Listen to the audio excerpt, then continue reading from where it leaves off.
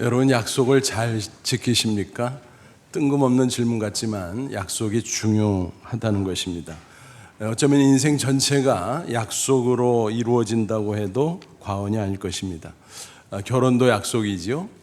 또 모임도 약속이고 사업이나 선거래도 약속이고 하다못해 길을 갈 때 보는 신호등도 약속입니다. 그 외에도 우리의 삶 속에 개인적이든 공적이든 약속이 얼마나 많습니까? 이런 약속들로 우리의 인생이 만들어져 가는 것입니다. 약속을 잘 지키는 사람을 우리는 신실한 인격자라고 인정하고 존경합니다. 반면 헛된 약속을 남발하고 지키지 않는 사람을 우리는 사기꾼으로 알고 경멸합니다. 그래서 우리는 저마다 약속을 잘 지키려고 노력을 하죠. 하지만 살면 살수록 약속을 지킨다는 게 결코 쉬운 일이 아니구나. 잊어버릴 때가 있어요. 새까맣게. 나이가 들면서 더 그런 것 같아요. 그래서 열심히 적는데 그래도 빠뜨리는 경우가 더러 생깁니다. 또 약속을 기억하고 있지만 능력이 안 돼서 할 수 없이 못 지키는 그런 경우도 있습니다. 이처럼 인간의 약속은 의도적이든 비의도적이든 빌공짜, 공약이 되는 경우가 많다라는 것입니다. 하지만 하나님은 어떻습니까? 인간과 차원이 전혀 다르지요. 한번 약속하면 반드시 지키십니다. 그래서 하나님의 약속을 인간의 약속과 구별해서 언약, 영어로 covenant라고 부르기도 합니다. 거룩한 약속이란 뜻으로 성약이라고 구별해서 부르기도 합니다. 우리 신앙이 바로 이와 같은 하나님의 언약에 기초하고 있다는 사실입니다. 우리는 그 언약을 믿고 하나님을 따라가게 됩니다. 또 하나님은 그 언약에 따라 우리를 천국 백성 삼아주시고 우리의 인생길을 인도해 주십니다. 그러니까 우리는 언약 백성이라는 사실입니다. 오늘 성경 본문을 보니까 하나님께서 아브라함과 맺은 언약의 이야기가 등장합니다. 하나님의 언약이 얼마나 소중한가 하는 것을 실감하게 됩니다. 우리가 구원받는 것, 또 우리의 일생 가운데 승리할 수 있는 것, 그 모든 것이 다 하나님의 언약 때문임을 알 수가 있습니다. 아무쪼록 이 시간 말씀을 통해서 언약의 중요성을 다시 한번 확인하면서 그 언약을 든든히 붙잡고 꼭 승리하는 저와 여러분 되시기를 주님의 이름으로 축원합니다. 하나님은 반드시 약속을 지킨다. 신실하신 분이다.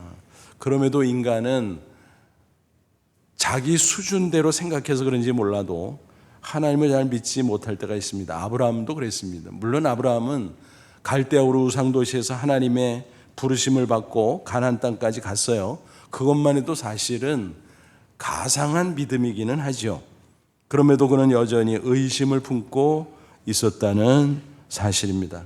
그래서 하나님은 그의 믿음을 더 견고하게 세워주시기 위해 여러 방식으로 하나님의 언약을 확신하도록 도와주고 조치하셨습니다. 그 중에 하나가 뭔가 바로 본문에 나오는 할례 의식입니다. 하나님은 아브라함을 믿음의 조상으로 부르신 후에 내가 너로 큰 민족을 이루어주겠다라고 말씀하셨습니다. 근데 그 놀라운 약속에도 불구하고 아직 아들 하나를 제대로 얻지 못했습니다. 물론 첫 하가를 통해서 이스마엘을 얻기는 했는데 하나님께서 그 아이는 너의 육신의 아이일지는 모르지만 언약의 사람은 아니야. 하나님의 약속과 다르다는 것입니다. 그는 75세 부르심을 받았고 이미 99세가 됐어요. 그런데 아들을 낳는다? 인간적으로 불가능 그 자체죠. 하나님께서는 또 나타나셔서 이번엔 아주 구체적으로 약속하십니다. 내년 이맘때 아들 줄게. 그 이름 이삭이라고 불러. 아주 구체적이죠. 100세 아들을 낳는다? 말이 돼? 불가능하다고 생각을 했습니다. 그래서 웃었어요. 하나님이 왜 웃어? 내가 하면 하는 거지. 깜짝 놀랐습니다. 맞아. 전능하신 하나님이 하시면 하는 거지. 하나님의 약속을 분명히 지키시지. 그래서 그의 믿음을 다시 추스르는 모습을 우리가 보게 됩니다. 하나님께서는 그의 믿음을 더 견고하게 세우기 위해서 이번에는 할례를 명하시죠. 언약의 증표라는 것입니다. 10절 보세요. 너희 중 남자는 다 할례를 받으라. 이것이 나와 너희와 너희 후손 사이에 지킬 내 언약이니라. 하나님의 언약 반드시 이루어진다. 그것을 확증해 주는 증표로서 할례를 받으라 라고 말씀하셨습니다. 할례라고 하는 것은 남자의 포피를 베어내는 종교 의식이었죠. 요즘 흔히 아이들에게 해주는 포경수술, 의학적인 측면입니다만 형식은 같지만 의미는 전혀 다르죠. 어쨌든 이것이 언약의 표징, 즉 증표라는 것입니다. 11절 보세요. 너희는 포피를 베어라. 이것이 나와 너희 사이의 언약의 표징이니라. 표징, 증표라는 말이죠.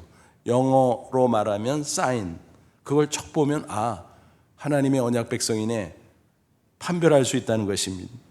이런 증표를 신체 부위에 표시함으로써 하나님의 언약을 재확인 시키려고 하셨던 것입니다. 13절 보면 하반절에 이에 내 언약이 너희 살에 있어. 너희 살에 있어. 영원한 언약이 되려니 뭐예요? 신체 부위에 표시하다 보니까 매일 그것을 보면서 그때마다 나는 하나님의 언약 백성, 나는 하나님의 언약 백성 재확인할 수 있게 되었다는 것입니다. 근데 여기서 짚고 넘어갈 문제가 있어요. 그럼 여자는 어떻게? 고대 문화 속에서 여자는 남자와 하나입니다. 다 따라갑니다. 그러니까 그런 인식하에 생략을 한 겁니다. 그래도 문제가 전혀 없었습니다. 왜냐하면 신체 부위의 할례 표시를 하는 것보다 더 중요한 게 뭐예요? 근본적으로 믿음이죠. 믿음이 있으면 된다. 그 믿음 있음을 통해서 언약 백성이 됐다는 사실을 외적으로 신체 부위에 표시할 뿐이지 진짜 중요한 것은 마음속의 믿음이라는 것입니다. 그래서 구약 성경에서도 자주 육체 할례보다 마음의 할례를 받으라 믿음을 강조한 곳이 여러 구절에서 등장합니다. 신명기 10장 16절 그러므로 너희는 마음의 할례를 행하고 그랬습니다. 또 사도 바울은 구약의 할례가 종결됨을 선언하면서 뭐라고 증거했죠?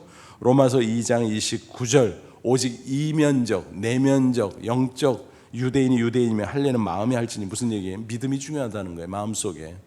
그래서 어떤 혈통적으로 유대인? 그거 아무것도 아니다. 진짜 하나님의 언약 백성은 믿음의 사람이다. 그래서 영적 유대인이 돼야 된다. 이방인이라도 마음속에 믿음이 있으면 얼마든지 언약 백성 될 수 있다는 얘기죠. 그러니까 신약세는 어떻습니까? 구약의 할례는 이미 종결됐고 할례 대신에 세례를 받아 라고 말씀합니다. 사도 바울이 그것을 설명해 줬어요. 골로새 2장 11절 12절 또 그 안에서 너희가 손으로 하지 아니한 할례를 받았으니 곧 육의 몸을 벗는 것이요 그리스도의 할례라. 구약의 할례랑 다른 그리스도의 할례가 있다. 이게 곧 세례지요.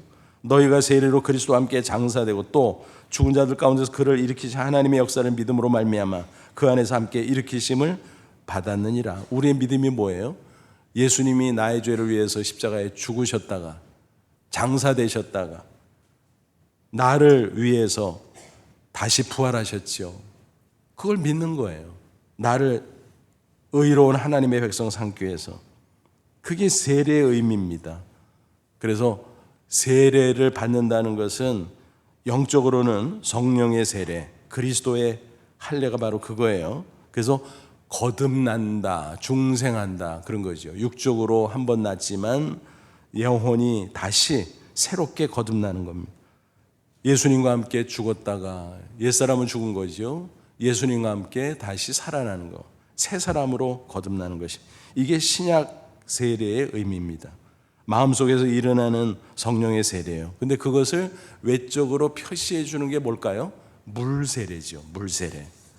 교회에서 베푸는 세례 의식, 바로 물세례인 것입니다. 할례가 육체 표시보다 마음 속의 할례, 즉 믿음이 중요한 것처럼 세례도 마찬가지예요. 성령의 세례, 마음속의 믿음이 중요하다.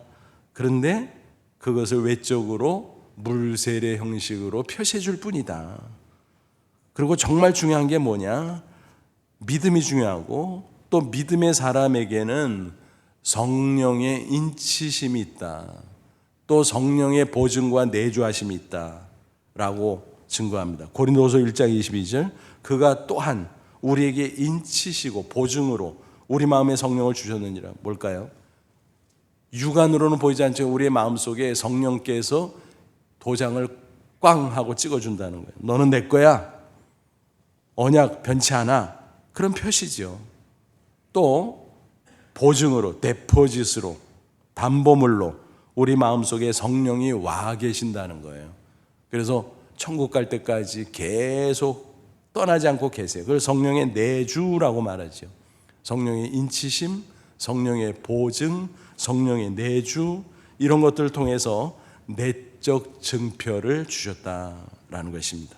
하나님께서는 예수 믿는 우리 언약 백성들에게 그 언약이 확실하다는 것을 말씀하기 위해서 이렇게 이중삼중으로 성령을 통해서 마음속에 믿음 또 그것을 보시고 성령으로 인치시고 보증하시고 성령으로 내주하게 하시고 또 겉으로는 물 세례를 통해서 표시해 주시고 그래서 언약의 확실성을 계속 확인시키고 또 확인시키고 그래서 우리의 믿음이 흔들리지 않고 견고하게 설 수 있도록 조치해 주신다는 것입니다. 그렇습니다. 하나님의 언약은 확실합니다. 분명히 죄와 사망에서 구원받았고 이 세상 살 동안 언약 백성을 하나님이 보호해 주세요. 그리고 결국은 천국으로 인도해 주시는 것입니다. 중도에 취소 안 돼요. 중도에 탈락 안 돼요. 절대로 안 돼요. 괜찮습니다. 아까 우리가 함께 찬송했잖아요. 370장 주 안에 있는 나에게.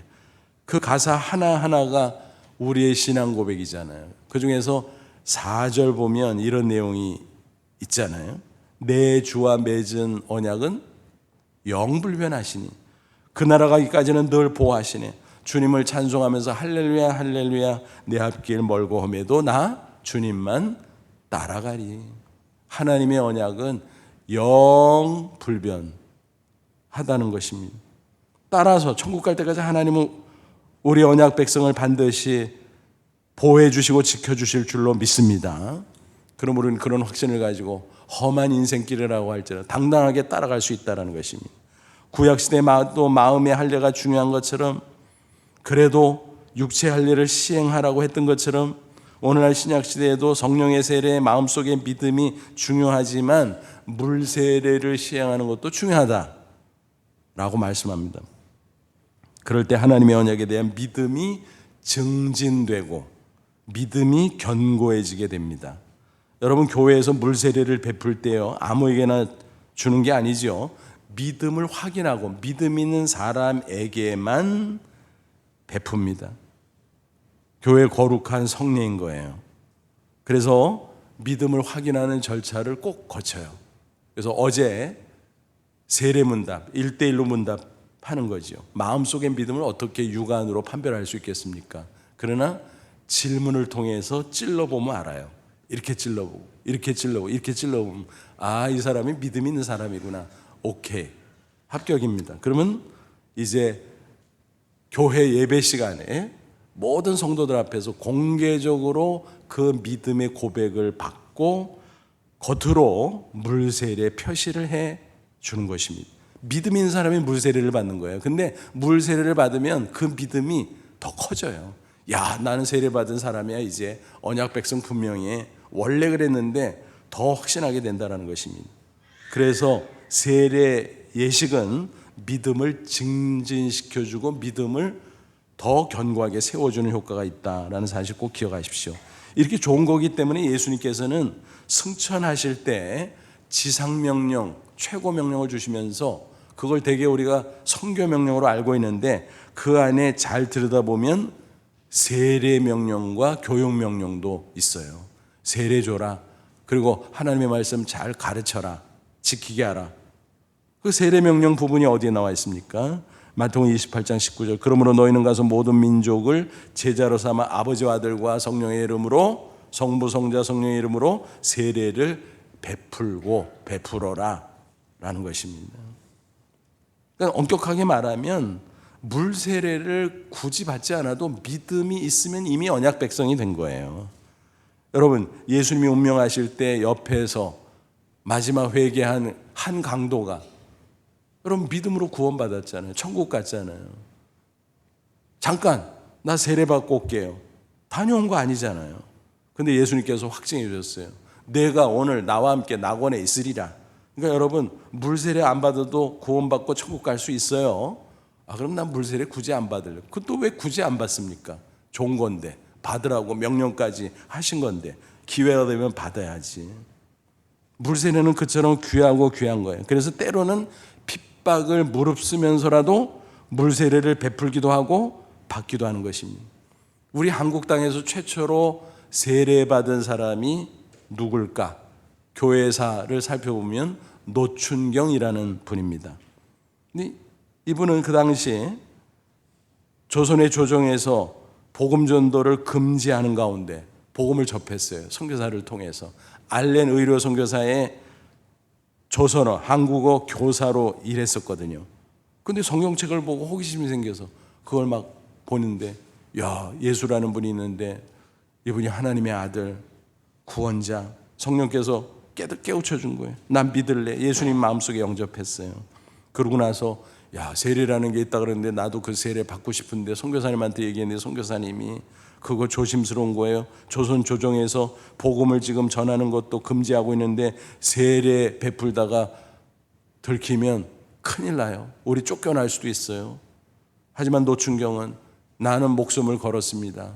제발 세례 좀 베풀어 주세요. 그래서 알렌 선교사의 개인 집에서 몰래 언더우드 선교사 목사의 집내로 노춘경이 최초의 세례를 받은 사람이 되었습니다. 1886년 7월의 일이었습니다. 놀라운 일이죠. 그때 정말 우리가 생각하면 웃음이 나올 정도입니다. 그때는 그렇게 엄중했어요. 바깥에 망 보는 사람을 세워놓고 세례식을 거행했다라는 것입니다.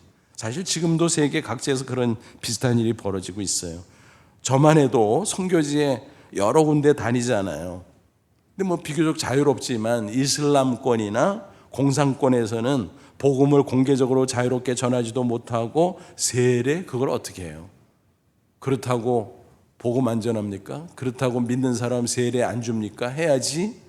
그래서 은밀하게 하는데 저 외곽으로 가서 사람 없는 데 가서 세례의식을 거행하기도 하고, 또 그게 안 되면 한적한 집 안에 들어가서 문 다 걸어 잠고, 그리고 심지어는 망보게 하고 또 커튼을 다 내리고 소리가 새 나갈까 조심하느라고 TV를 크게 켜놓고 그렇게 세례를 베풀기도 합니다.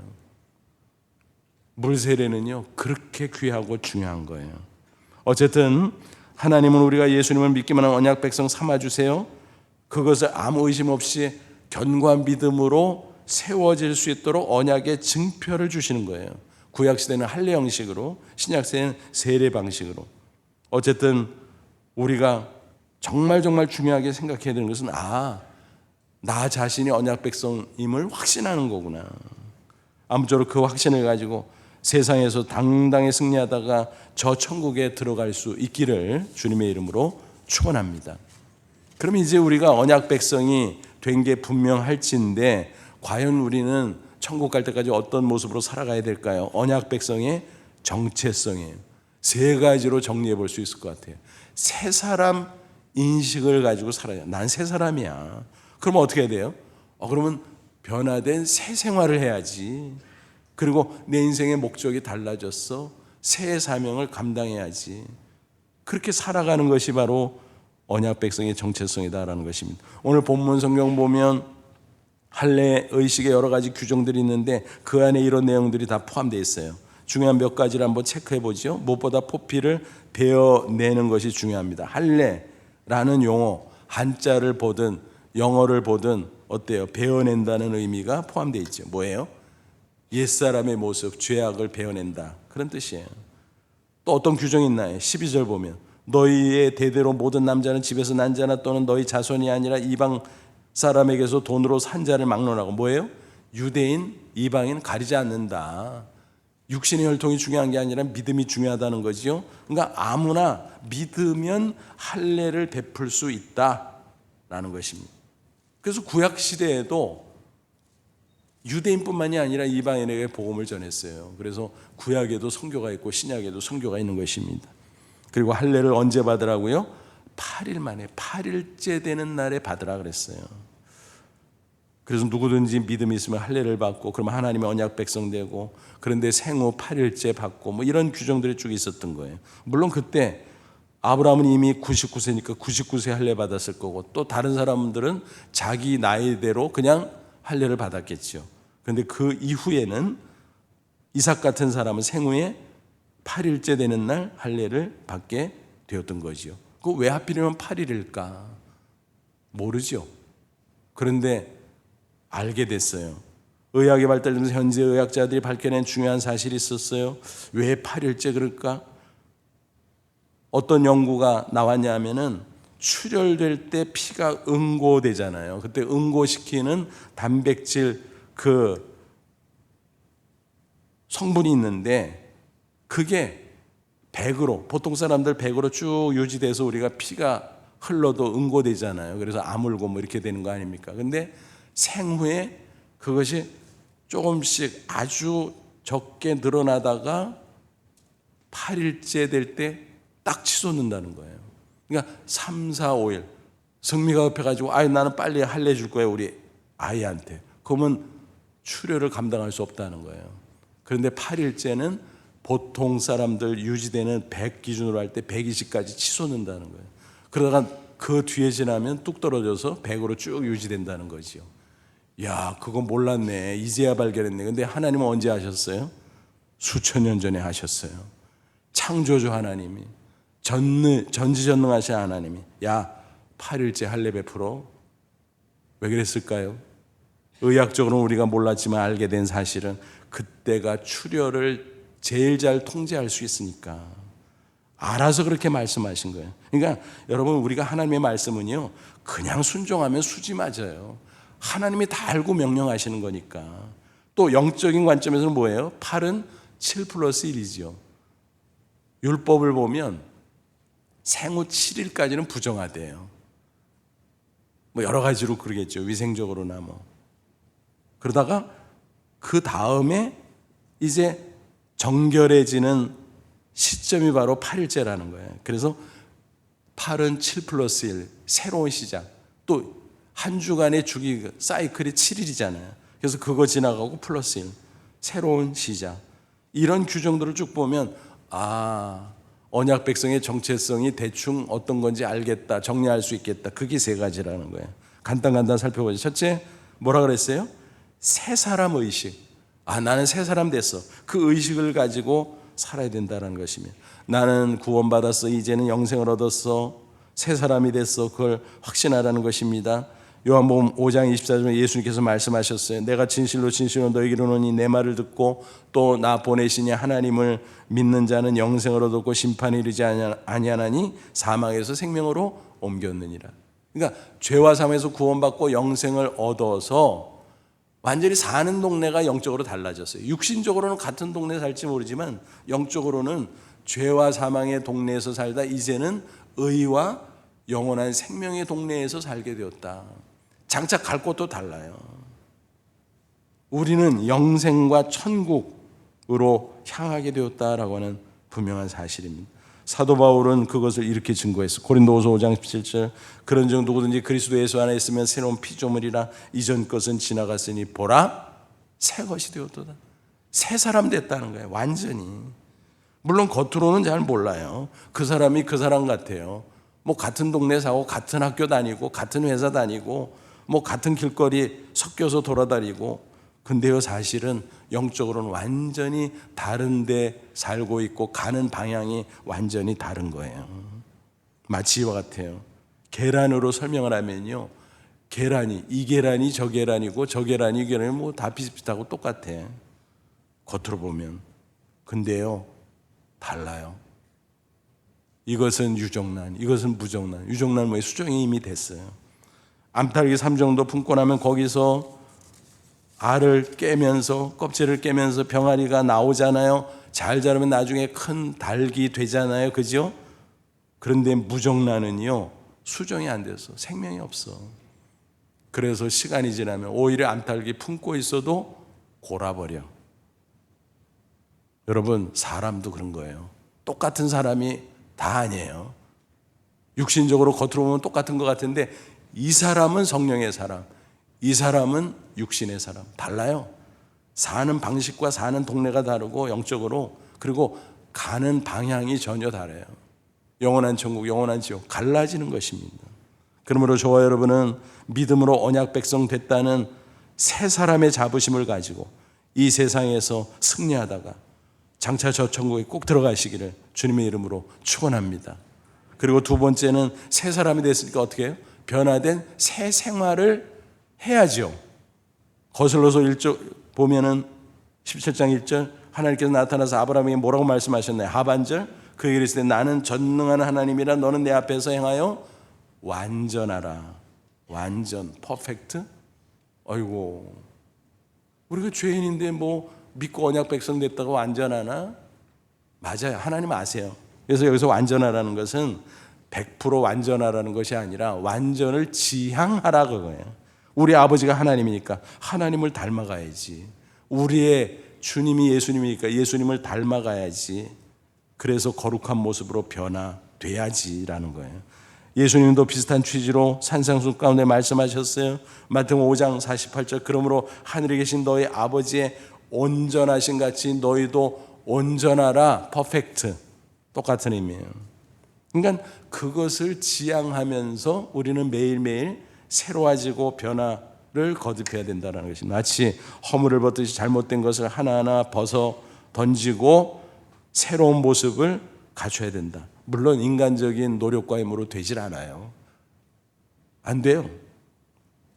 그러니까 우리가 하나님의 말씀과 성령의 도우심을 받는 겁니다. 사도 바울은 그 변화의 과정을 이렇게 설명합니다. 에베소 4장 22절부터 24절 너희는 유혹의 욕심을 따라 썩어져가는 구습을 좇는 옛사람을 벗어버리고 오직 성령 심령으로 새롭게 되어 하나님을 따라 하나님을 닮아 의와 진리의 거룩함으로 지으심을 받은 새 사람을 입으라.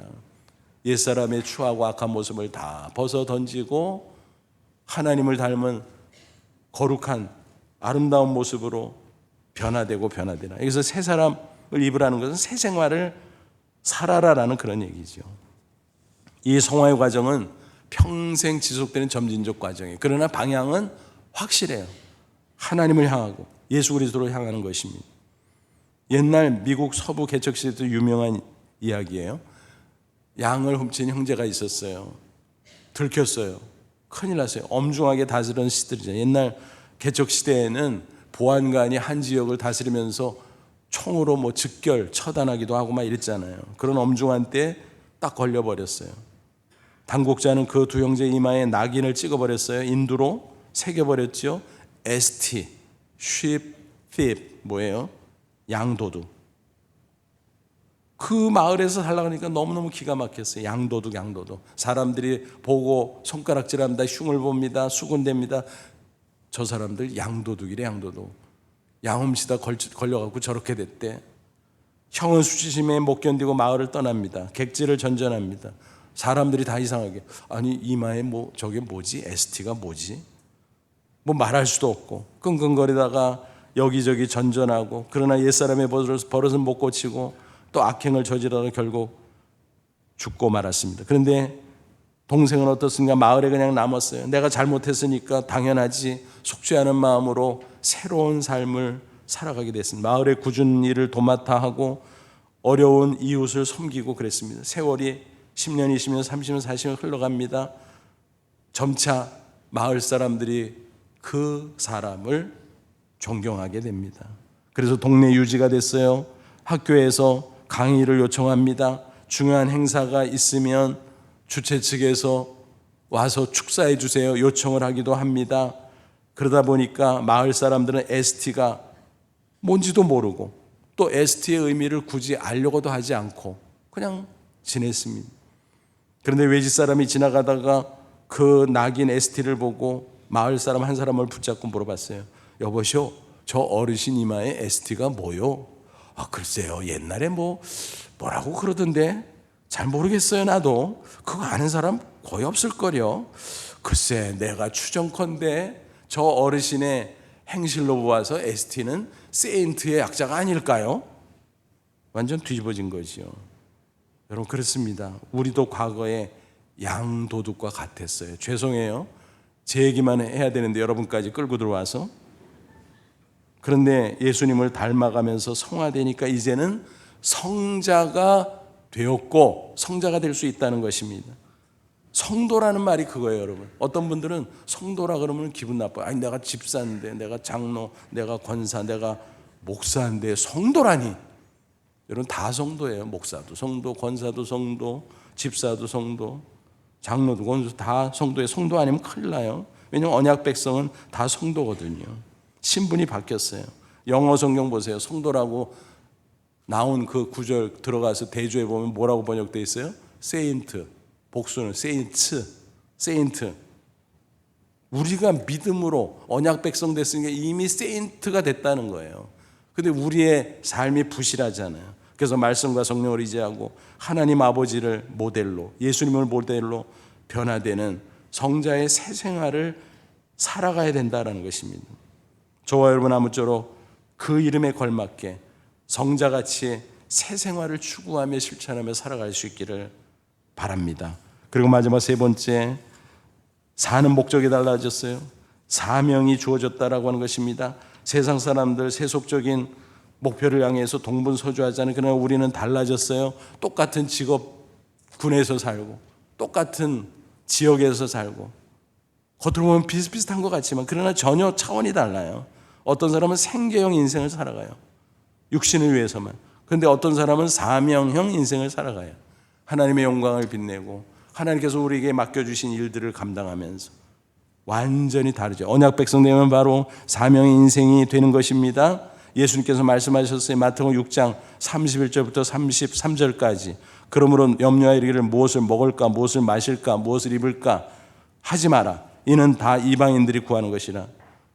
하나님 안 믿는 불신자들은 그러고 산다는 거예요. 세속적인 성공, 육신의 일들을 위해서 전전긍긍하고 동분서주하고. 그러나 너희 하나님 아버지께서 이 모든 것을 너희에게 있어야 할 줄 하나님이 책임져 주니까 너희들은 그딴 데 관심 두지 말고 그런즉 너희는 먼저 그의 나라와 그의 일을 구하라. 그러면 이 모든 것을 너희에게 더하시는 뭐예요? 하나님의 나라 통치를 가리켜요. 하나님의 의, 하나님의 뜻을 가리켜요. 하나님의 통치를 받으면서 하나님의 뜻에 순종해라. 고상한 뜻을 추구해라. 나를 구원한 복음을 다른 사람에게도 전파하는 전도와 선교의 사명. 또 내가 있는 자리에서 선행을 행함으로 하나님께 영광을 돌리는 사명. 이런 사명을 감당하라는 것입니다. 지극히 평범해도 가능합니다. 우리가 사명 얘기하면 그래도 위치가 좀 웬만큼 높아야 되는 거 아니야? 또 소유를 좀 꽤 가지고 많이 가져야 되는 거 아니야? 라고 오해합니다. 전혀 아니에요. 평범한 사람도 누구라도 충분히 사명 인생을 살아갈 수 있다는 사실입니다. 며칠 전에 메모장을 들춰보다가 10년 전 기록해둔 것을 보고 제가 새삼 놀랐어요. 저희 어머니의 이야기입니다. 아주 평범한 노인이세요. 그리고 거슬러 올라가면 제가 신학교 간다 그럴 때 막 야단하셨거든요. 야, 할 거 없어서 목사하냐. 그러면서 왜냐하면 자식이 세속적으로 성공하기를 기대하셨거든요. 그런데 제가 신학교 갖고 목사가 됐잖아요. 할 수 없이 자식이는 부모 없다고 따라서 교회 나오시고 이제 열심히 다니시다가 권사님이 되시고. 근데 저는 신학교 가고 결혼하면서 이제 따로 살았기 때문에 가끔 뵈니까 그 신앙을 속속들이 솔직히 잘 몰랐어요. 그냥 얼핏 생각할 때 자손들을 위해서 많이 기도하시니까 육신적인 그런 기도 제목 갖고 기도하시나 뭐 그 정도로 교회는 열심이지만 뭐 그런 수준이 아닐까 싶었어요. 그런데 10여 년 전 메모를 보니까 아마 추운 겨울날이었는데 제가 안부 전화를 드렸던 것 같아요. 어떻게 지내세요? 춥고 길 미끄러우니까 나가지 마세요. 큰일 나요. 그런데 집에만 계시니까 또 무료할 텐데 어떻게 지내세요? 그때 어머니가 대답한 것을 제가 그때로 로서는 감동을 받았던 거죠. 메모해 놓은 걸 제가 적어놓고 잊어버렸다가 이번에 발견한 겁니다. 이런 메모가 있었. 무료하긴 기독교 TV 보다가 극동방송 듣다가 자손들 위해서 기도하고, 거기까지는 제가 대충 아는 건데, 그 다음에 교회를 위해서 기도하고, 나라를 위해서 기도하고, 선교를 위해서 기도하고, 그러다 보면 시간이 잘만 가는데 무료하긴 뭘, 뭐 이런 내용이었어요. 야, 그랬구나. 최근에 몇 년 전부터 인지기능이 떨어지고 그래서 그냥 평범한, 아주 평범한 노인 정도로만 알았는데, 우리 어머니가 이랬다고, 그렇게 사셨구나, 내가 그걸 미처 챙겨보질 못했네. 너무너무 감사했어요. 여러분, 그렇습니다. 아무리 평범한 사람도 자기의 자리에서 사명형 인생으로 살아갈 수 있다는 말씀입니다. 얼마나 아름답습니까? 그렇습니다. 예수 믿고 언약 백성이 됐다는 것은 복되고 아름다운 것입니다. 하나님은 우리에게 약속하신 것 반드시 성취하십니다. 약속 펑크 안 내세요. 인간들이나 그러지. 할례를 통해서 증표를 새겨 주셨듯이 오히려 믿음 흔들릴까 봐 성령을 통해서, 물세례를 통해서, 언약의 말씀을 통해서 우리를 붙잡아 주세요. 너 언약 백성이야, 취소 안 되는 거야 라고 또 확인시켜 줍니다. 아무쪼록 저와 여러분 언약 백성임을 확신하면서 새 사람으로 새 생활 실천하면서 새 사명을 감당하면서 복되고 아름다운 인생을 살다 저 천국에 다 들어갈 수 있기를 주님의 이름으로 축원합니다. 기도하겠습니다. 제가 기도하겠습니다. 하나님 아버지, 감사합니다. 예수 믿고 언약 백성 된 거 감사합니다. 확신합니다. 새 사람으로 이제는 새 생활하게 하시고 새 사명 감당하다가 이 땅에서 승리하고 저 천국에 들어가는 저희들 다 되게 해 주옵소서. 예수님의 이름으로 기도합나이다. 아멘.